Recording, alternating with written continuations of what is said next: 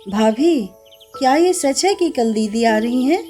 बताओ, अभी 2 दिन पहले पूरे घर की साफ सफाई हुई है। उनके बच्चे आते ही पूरे घर का सत्यानाश कर देंगे और मम्मी जी कहेंगी सफाई के साथ साथ बेटी की फरमाइश भी पूरी करो। खुद तो अपने घर में आए दिन खिचड़ी बनाती हैं और यहाँ आकर बिरयानी का आदेश देती हैं। सोनी अपनी जेठानी नेहा से कहती है। नेहा बोली, सोनी, शादी करके जब लड़की दूसरे घर जाती है तो वहाँ हर रिश्ते का अलग अलग रूप और रंग मिलता है। उन सबको मिलाकर चलना ही पड़ता है। हमें अपने घर की शांति बनाए रखने के लिए कुछ बातों को अनसुना करना पड़ेगा। और अनीता जी कौन सा यहाँ रहने के लिए आ रही हैं? हम दोनों मिलकर सब संभाल लेंगे। मैं हूँ ना, तुम चिंता क्यों करती हो? सोनी बोली, अरे भाभी, आप क्या संभालेंगी? आप तो बस मिला जुला कर चलने में विश्वास रखती हो।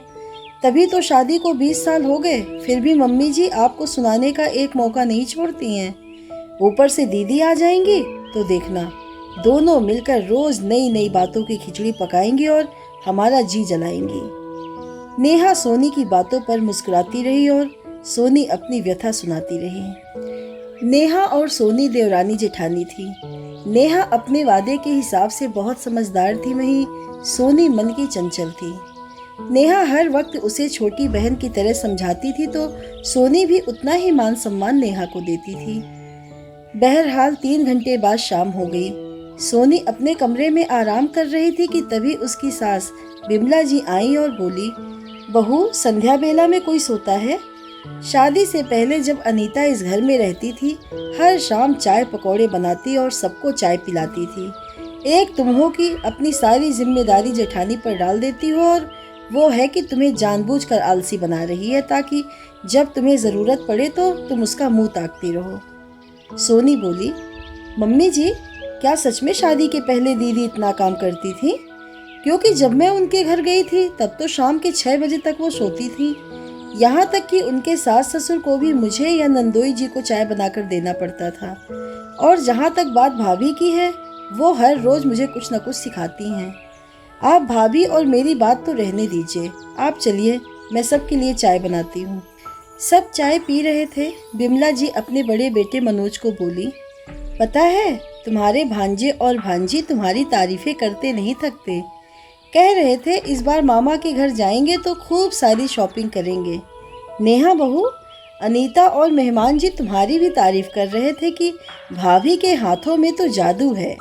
इस बार मटर की कचौरी और पालक के पराठे खाए बिना लौटेंगे नहीं।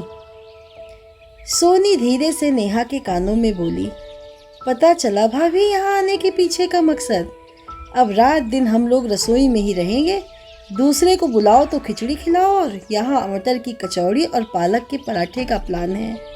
मैं तो सोच रही हूँ कि बीमार पड़ जाती हूँ, आप अपना देख लो। नेहा ने सोनी को आंखें दिखाई और चुप रहने का इशारा किया तो बिमला जी बोली, क्या हुआ बहू, देवरानी जेठानी में क्या खुसुर फुसुर हो रही है? अरे, ननन के आने की खुशी चेहरे पर दिखी नहीं रही है क्या? जब अपने मायके जाती हो तो तुम लोगों की भाभी का चेहरा भी ऐसे ही पीला पड़ जाता है। नेहा जब तक बातों को संभालने की कोशिश करती, सोनी बोली, मम्मी जी, मैं तो जब मायके जाती हूँ तो मेरी भाभी के चेहरे खिल उठते हैं ये सोचकर कि अब ननन आई है तो थोड़ा आराम मिलेगा। और हम भी यही सोचकर जाते हैं कि मायके में इतने दिन आराम किया तो अब थोड़ी बहुत मदद भाभी की भी कर दें, तभी तो ननन भाभी का रिश्ता बना रहता है। नेहा जल्दी से बोली, मम्मी जी, सोनी के कहने का मतलब ये है कि जितना हम अपने मायके में अपनी भाभी के साथ खुश रहते हैं, उतना ही दीदी के आने पर हमें भी खुशी होती है। और मेहमान जी को आने तो दीजिए, उनकी पसंद की सारी चीज़ें बनाऊंगी, आप चिंता मत कीजिए। चलिए अब खाने की तैयारी करते हैं, चलो सोनी। इतना कहकर वो सोनी को अपने साथ ले गई। इधर बिमला जी मुंह बनाकर दोनों को देख रही थी। रसोई में जाकर सोनी बोली, भाभी, आप क्यों मुझे वहाँ से ले आई? दीदी ने आज तक मम्मी जी की सेवा नहीं की होगी जितनी सेवा आप करती हैं, फिर वो आपसे और मुझसे प्यार से बात क्यों नहीं कर सकती? नेहा बोली, सोनी, धीरज रखो। जिस दिन उन्हें ये एहसास होगा कि हमारा प्यार मतलबी नहीं है, क्योंकि हम तो अपना सब छोड़कर उनके साथ रहने आए हैं, और ये एहसास उन्हें जवाब देकर या झगड़ा देकर नहीं दिलाया जा सकता। सोनी बोली, आप कहना क्या चाहती हैं? मैं समझी नहीं। नेहा बोली, मेरी भोली सोनी, जहाँ शब्दों से काम चल जाए वहाँ तलवार निकालने की क्या ज़रूरत है?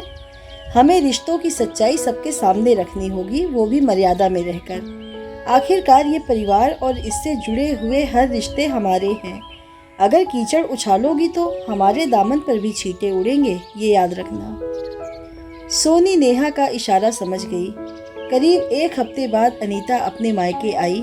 आते ही तंज कसना शुरू किया। भाभी, क्या इतनी भी फुर्सत नहीं मिलती कि अपनी ननद का हाल चाल ही पूछ लें? अपने मायके तो कभी फोन करना नहीं भूलती होंगी।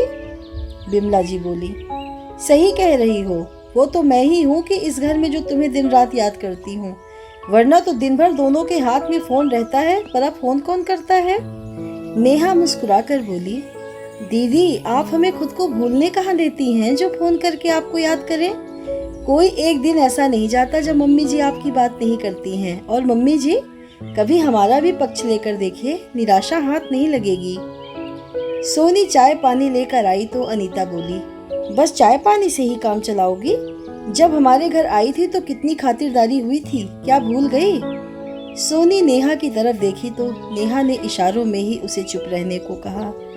हर रोज नेहा और सोनी छोटी छोटी बातों को अनसुना कर रही थी। जो सास कुछ रोज पहले खाने के टेबल पर प्यार से बात करती थी, वो ननद के साथ मिलकर खाने में भी नुक्स निकालने लगी थी। 2 दिन बाद नेहा ने मटर की कचौरी बनाई। नंदोई ने खूब तारीफ की तो अनीता बोली, भाभी आप तो हमेशा बस अपने मायके जाती हैं, हमारे घर तो आती ही नहीं हैं। सोनी आई थी, पूछिएगा जरा हमने कितनी खातिरदारी की थी। सोनी मुस्कुराकर अनीता के पति को बोली, मेहमान जी याद है ना, हर शाम दीदी को सर दर्द हो जाया करता था और फिर हमें खाना बनाना पड़ता था। इतना कहकर दोनों हंसने लगे, जिसकी वजह से मेहमान जी को पत्नी की डांट झेलनी पड़ी। सास बोली, छोटी बहू तुम आजकल कुछ ज्यादा ही बोलने लगी हो, क्या जरूरी था मेहमान के सामने ये सब कहना? सोनी बोली, मम्मी जी ये अच्छा है, भाभी बड़ी हैं, उनके साथ दीदी और मेहमान जी सब मजाक कर सकते हैं, और मैं तो छोटी हूँ तो क्या ननद नंदोई से मजाक भी नहीं कर सकती? ये तो दोहरा व्यवहार हुआ। इतना कहकर नाराज सोनी वहाँ से चली गई। 2-3 दिन तक नेहा और सोनी घर भी संभालती और नए नए व्यंजन भी बनाकर खिलाती थी। मौसम बदल रहा था, ऊपर से अनीता के बच्चे घर में भी धूल मिट्टी ले आते थे। सोनी को धूल से एलर्जी थी, उसकी तबीयत खराब हो गई।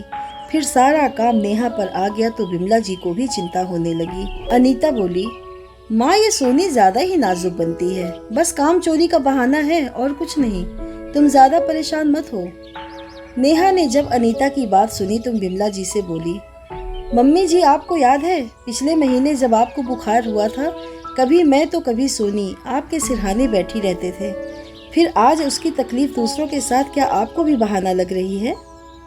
वो अपनी सफाई में कुछ कहती उससे पहले ही नेहा बोली, मम्मी जी ऐसा क्यों होता है कि दीदी के आने पर आपका व्यवहार हमारे लिए बदल जाता है, जबकि दीदी कुछ रोज के लिए आती और चली जाती हैं, फिर तो आप हमारे साथ ही वक्त बिताती हैं। कभी सास से माँ बनकर देखिएगा, बहुएं भी निराश नहीं करती हैं। इतना कहकर नेहा सोनी के कमरे में चली गई। अनीता बोली, माँ आपको नहीं लगता सोनी के संसर्ग में बड़ी भाभी भी ज्यादा बोलने लगी है? बिमला जी बोली, चुप करो अनीता, एक तो वो बेचारी बीमार है और दूसरी पूरा घर संभाल रही है, अभी भी तुम्हें यही सब सूझ रहा है? मुझे महेश ने सब कुछ बताया था। जब वे लोग तुम्हारे घर गए थे, एक दिन भी तुमने ढंग से खाना बनाकर नहीं खिलाया, बल्कि वहाँ भी सोनी ही सबको बनाकर खिलाती थी। यहाँ मदद करने की बजाय तुम मेरी बीमार बहू का मजाक उड़ा रही हो, तुमसे ये उम्मीद न थी। इतना कहकर बिमला जी भी सोनी के कमरे में चली गई। करीब 2 दिन तक नेहा और बिमला जी ने सोनी की देखभाल की। फिर बिमला जी ने काम वाली को लगाकर पूरे घर की साफ सफाई करवाई तो सोनी को अच्छा महसूस होने लगा। नेहा ने जब सोनी को पूरी बात बताई तो सोनी बिमला जी से बोली, मम्मी जी मेरी कड़वी बातों के लिए मुझे माफ कर दीजिएगा। भाभी सच कहती थी, लड़ाई झगड़े से रिश्तों की कड़वाहट मिटाई नहीं जा सकती, बल्कि और दूरियां बढ़ जाती हैं।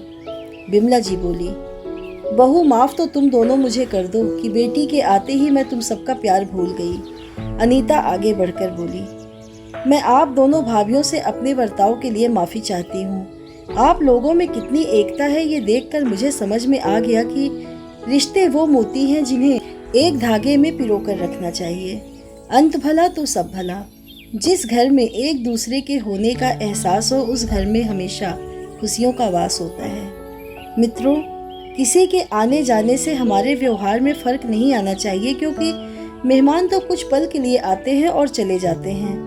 बाद में जो हमारे साथ रहते हैं वही हमारे दुख दर्द में साथ होते हैं। इस बात का सदैव ध्यान रखें।